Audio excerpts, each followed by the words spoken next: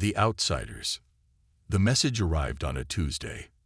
Earth's Deep Space Monitoring Station in the Atacama Desert picked up the signal, a precisely modulated burst of data that defied natural cosmic phenomena.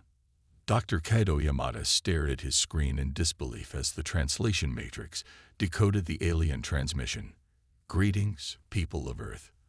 Your recent achievements in quantum displacement technology have qualified your species for consideration in the Galactic Conclave. Representatives will arrive at your lunar orbit in one standard rotation of your planet. The United Nations Security Council convened an emergency session within hours. Military forces worldwide went on high alert. Scientists pored over the message, verifying its authenticity and searching for hidden threats, but there were none to find. The message was exactly what it appeared to be, an invitation. Who do we send? The UN Secretary-General's question hung in the air. This is humanity's first impression on a galactic stage. We need someone exceptional. Admiral Harrison spoke first. A military representative would show strength or provoke misunderstanding, countered the representative from Kenya. We need a diplomat. After 3 days of heated debate, they reached consensus. Ambassador Ilara Chen had distinguished herself not through political connections or military might, but through her work mediating seemingly impossible conflicts. She had negotiated peace in 3 regional wars and established resource-sharing agreements among historically hostile nations. More importantly, she possessed a rare combination of razor-sharp intellect and unshakable composure. Ambassador Chen, the Secretary-General said when they called her into the chamber, humanity needs you to represent us among the stars. Ilara studied the faces around her. I understand the responsibility, she said simply. I accept. The alien vessel arrived exactly as promised. It hovered above the lunar surface, a gleaming construction of impossibly smooth metal that reflected sunlight like liquid mercury. Earth's newly commissioned starship Horizon transported Ilara and her small team. Dr. Marcus Reed, xenolinguist, Major Sophia Torres, security specialist, and Dr. Quayne Kosi, exobiologist. Remember, Ilara told her team as they prepared to dock, we represent not just nations but our entire species. Whatever we encounter, maintain your dignity. The alien delegation consisted of 3 beings. A tall, willowy creature with iridescent skin who introduced itself as High Counselor Zex of the Alatri. A bulky quadruped with metal augmentations called Trade Minister Gull of the Dorvan. And a hovering mass of tentacles and eyes that communicated through a mechanical translator as Security Director Voxid of the Malraxian hegemony.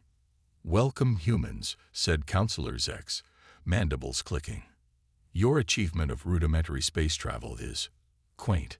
The Conclave has designated Earth as a Tier 8 civilization. Ilara maintained her diplomatic smile. We appreciate the Conclave's recognition. Earth looks forward to learning from more established species. Indeed, Voxid's mechanical voice buzzed. Much to learn.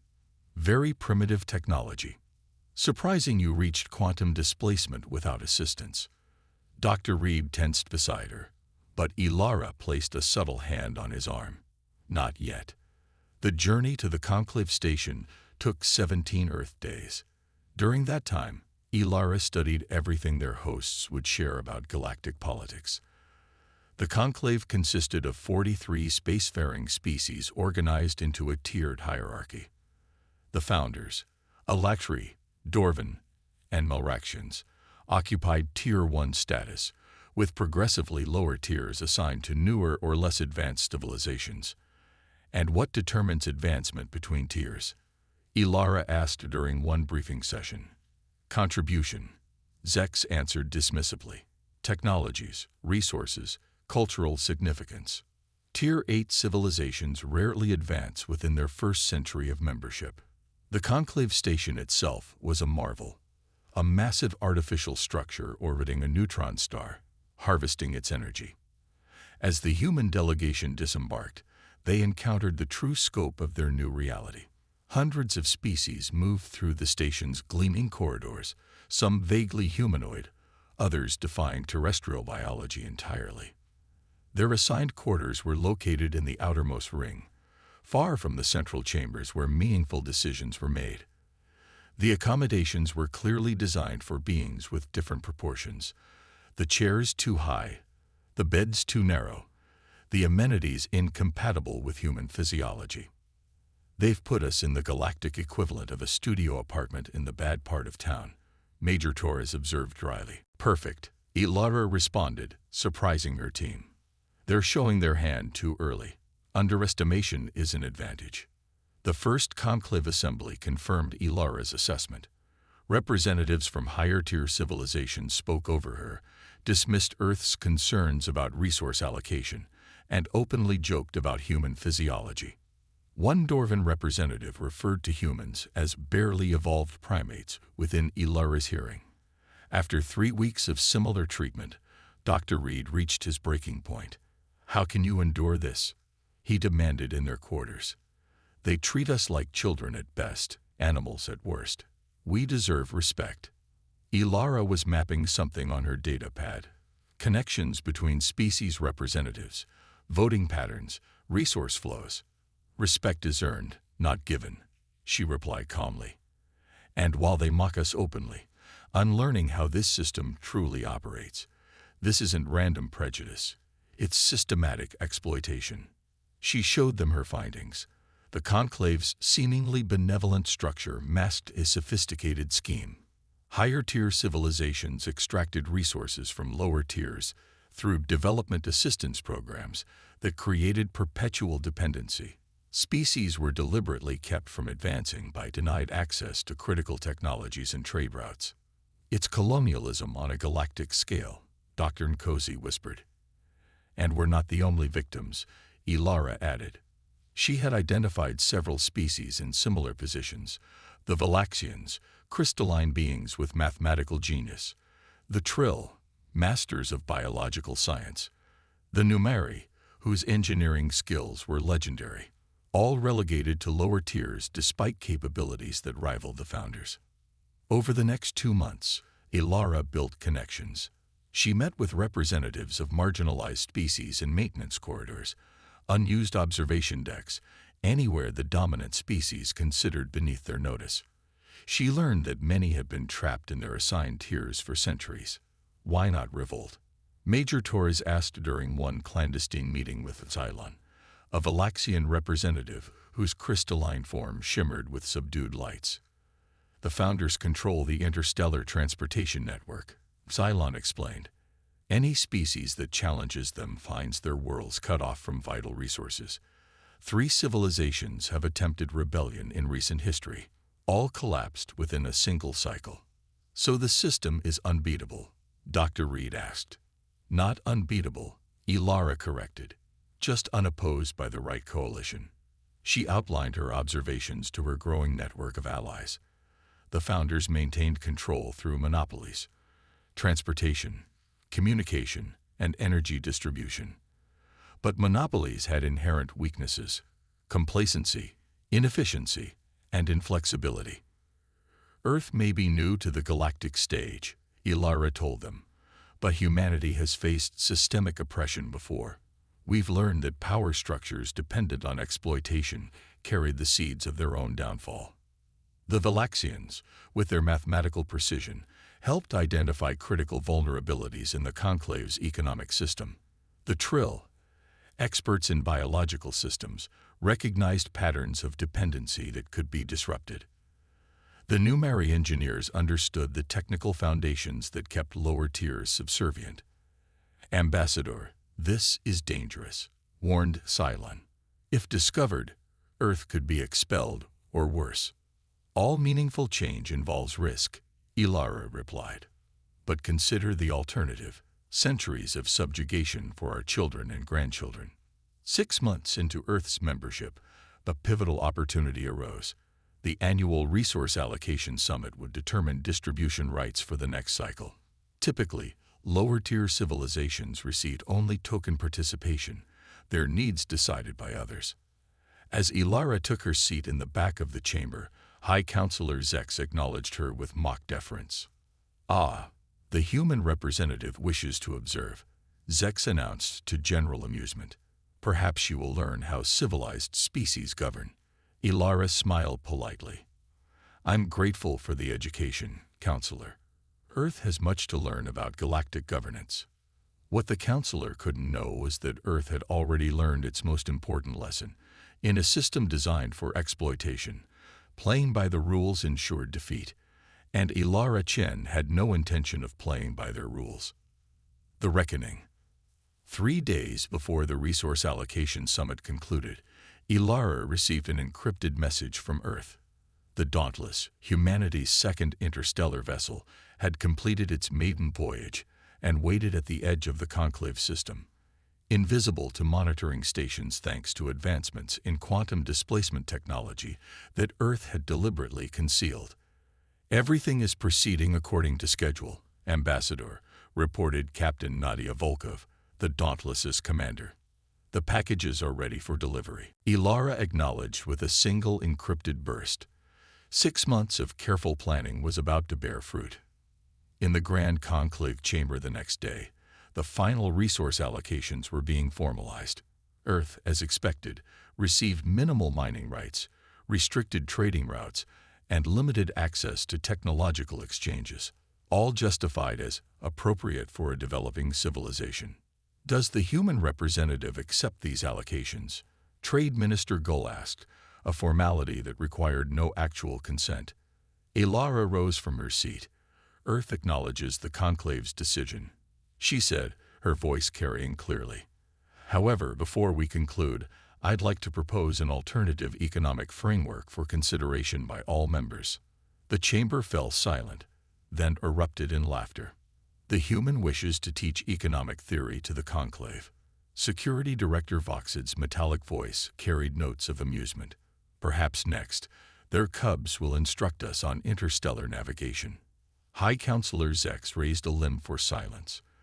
Indulge the newcomer, he said magnanimously. Let us hear this.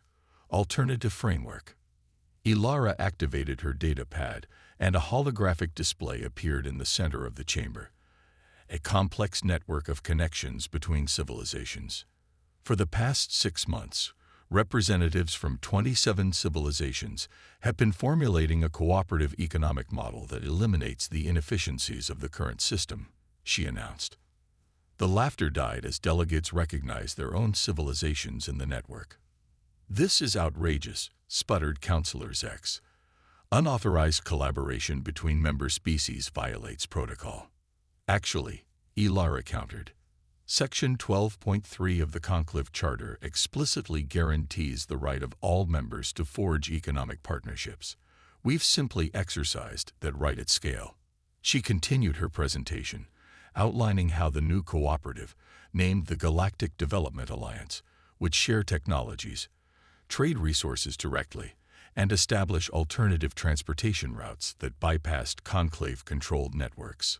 This is meaningless posturing, Trade Minister Gull declared. Lower-tier civilizations lack the infrastructure for such independence. At that moment, the chamber's main communications array activated, displaying a fleet of ships entering the system. The Alliance fleet includes vessels from the Numari, Valaxian, and yes, human shipyards, Ilara explained. Earth's quantum displacement drive has been adapted by Numari engineers to work with various propulsion systems, making it possible to establish new trade routes independent of traditional navigation networks. Security Director Voxid rose in alarm. You've been developing military capabilities in secret. Not military, Ilara corrected. Commercial. Every vessel in that fleet is a trading ship, designed to the specifications agreed upon by Alliance members. You see, while you dismissed humans as primitive, we were building connections and solving problems. The holographic display shifted to show resource exchanges already in progress between Alliance members, technologies, raw materials, and scientific knowledge flowing freely without conclave oversight. This is sedition, Counselor Zex declared. The conclave will not allow this disruption of galactic order. The conclave has already approved it, Ilara replied calmly, though perhaps without realizing. 3 months ago, this body ratified the Free Enterprise Initiative proposed by the Dorvan delegation. Section 7 explicitly permits novel economic collaborations between consenting civilizations. She projected the document with the relevant section highlighted, a minor provision that had received minimal attention. "You tricked us," hissed Counselor Zex. "No," Ilara corrected. "We simply paid attention while you were busy dismissing us. The Alliance operates entirely within Conclave law. Any attempt to disband it would require the Conclave to violate its own charter." The chamber erupted into chaos. Higher-tier representatives demanded immediate sanctions against Earth and its allies, while those who had joined the Alliance stood firm in their unity. "Order," demanded Council Speaker Traz, an ancient Electri whose exoskeleton had faded to pale yellow with age. When the chamber quieted, he fixed multiple eyes on Ilara. "Ambassador Chen, you've created a crisis that threatens the stability of our entire system." "With respect, Speaker," Ilara replied, "the crisis existed long before Earth joined the Conclave. A system that requires perpetual subjugation of its members is inherently unstable. We've simply accelerated the inevitable correction." As if on cue, economic projections appeared on all screens, models created by Valaxian mathematicians showing the unsustainability of the current hierarchy. Without the resource extraction from lower tiers, the privileged position of the founders would collapse within. "What do you want?" asked Speaker Traz, suddenly sounding very old. "Reform," Ilara answered simply. "The Alliance doesn't seek to destroy the Conclave, but to transform it into what it claims to be, a true cooperative of equals. We propose a 5-cycle transition to a new system where advancement depends on actual contribution, not historical advantage." She presented the detailed reform proposal that Alliance members had spent months perfecting, a restructuring that would dismantle the tier system while preserving stability. "And if we refuse?" Trade Minister Gull demanded. "Then the Alliance proceeds independently," Ilara said. "Our economic models demonstrate that within 2 cycles, the combined productivity of Alliance members will exceed that of the remaining Conclave. The founders can maintain their system, but with diminishing returns as more civilizations recognize the benefits of genuine cooperation." The chamber fell silent as the implications sank in. Then, unexpectedly, a Dorvan representative from the mid-tiers stood. "My civilization supports the human proposal," she declared. "The current system increasingly fails to serve even those of us in privileged positions. The mathematics is irrefutable." Others followed, first hesitantly, then with growing confidence.